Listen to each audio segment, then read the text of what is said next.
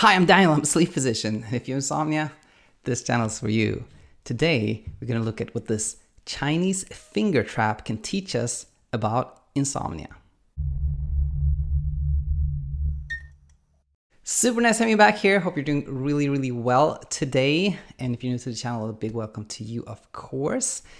If you listened into that episode where I talked to Nick Wignall, I believe it was 1 or 2 weeks ago, he mentioned a Chinese finger trap. And I read about this in the book too. It can be used as a very good analogy for insomnia. So we're going to try to do a demonstration of that today with this Chinese finger trap. So it is a what they call a gag toy. It's a toy that you use on people just to kind of like have fun with them, if you will. So what happens is you ask people to just like stick their index fingers in here. So I'll do that.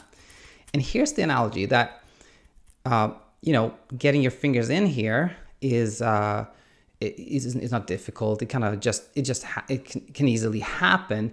And it's kind of like insomnia, that the way it starts, it can be, there can be so many different reasons people have insomnia.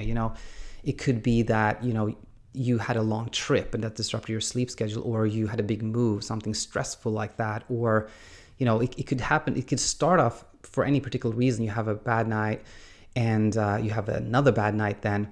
Now, that is actually, for the most part, really not that interesting or important when it comes to something. How it starts, not that important, although a lot of people really try to figure out, like, why did it start?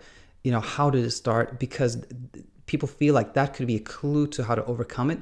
But typically, how insomnia starts, not really interesting. Just as, getting into this finger trap, is not particularly interesting. Now, what is interesting is when you ask people to try to get out of it. Now, look at this. As I try to get out, it tightens up, Getting out is difficult. In fact, the more I try to pull, the harder it gets. I literally cannot pull my fingers out of it. The harder I pull out, the more resistance this device produces.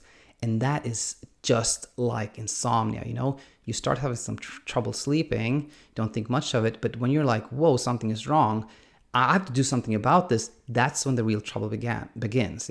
So let's say you're trying to go to bed earlier, when that's, the insomnia resists, doesn't make anything better. Well, you try to take some melatonin, it resists, you try to sleep in. Everything just, the more you try to sleep, the more you use the sleep mask, turn the room dark, turn it cool, everything like that, it just gets worse and worse and worse.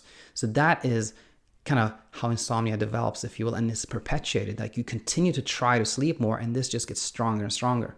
What you have to do is the complete opposite. Push your fingers in, and you can easily get out, So it's just like insomnia, that you should in fact do the opposite of what you're doing, Try less to sleep and you'll achieve more, Don't go spend more time in bed, spend less time in bed. Just like this finger trap, the opposite of what you think you should do is actually what you should be doing. So hope this is helpful. Thanks to Nick Wignall for inspiring me to do this, and to Martin Reed, who said he was going to do this. I'm sorry, I beat you to it, but of course you have plenty of these now, so you can do one too. Hope this was helpful to anyone out there. Anybody has a question or comment, leave a comment here, or send me a question at daniel@insomniainsight.co. Hope to have you back here real soon. Until then, bye-bye.